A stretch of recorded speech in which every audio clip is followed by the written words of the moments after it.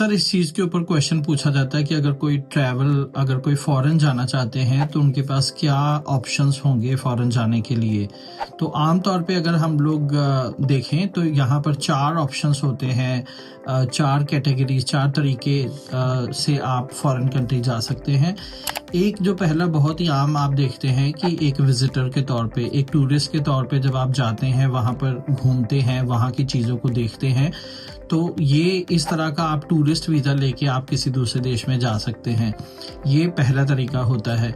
दूसरा तरीका अमूमन आप ये देखते होंगे कि कुछ लोग पढ़ाई करने के लिए जा रहे हैं, तो पढ़ाई करने के जाने का जो है वो एक दूसरे तरह का तरीका है। और इसमें जो है वो एक जो भी इंडिविजुअल फॉरेन जाते हैं वो एक पढ़ाई का मकसद लेके जाते हैं, और उनका मकसद होता है कि वो वहाँ जाएं और जितनी देर के लिए उनकी पढ़ाई का समय उनको मिला हुआ है वो वहाँ पे उतना समय निकाल के अपने देश वापस आएं। तीसरी कैटेगरी होती है बाहर जाने के जो ऑप्शंस में, वो होता है हमारे वर्क वीज़ा का ऑप्शंस। तो वर्क वीज़ा में आप देखते हैं कि अगर किसी ऑर्गेनाइजेशन ने, फॉरेन ऑर्गेनाइजेशन ने एडवर्टाइज़ की है अपनी पोजीशंस को जहां पे वो फॉरेन से लोगों को हायर करना चाहते हैं, तो उस केस में आप मतलब उस कंपनी के थ्रू आप वर्क वीज़ा अप्लाई करके फॉरेन जा सकते हैं।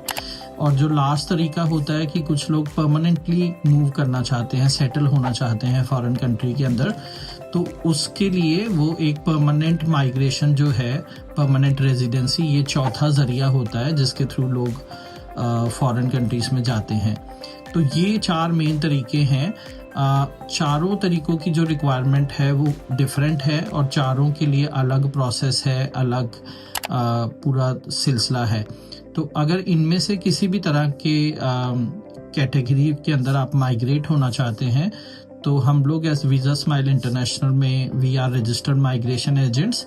तो हम लोग we can help you in applying your cases, चाहे आप टूरिस्ट के तौर पे जाना चाहते हैं या चाहे स्टूडेंट हो, वर्क वीज़ा हो या परमानेंट रेजिडेंसी हो। So you can go to our website, find out our contact details and reach us. Thank you very much. Thanks.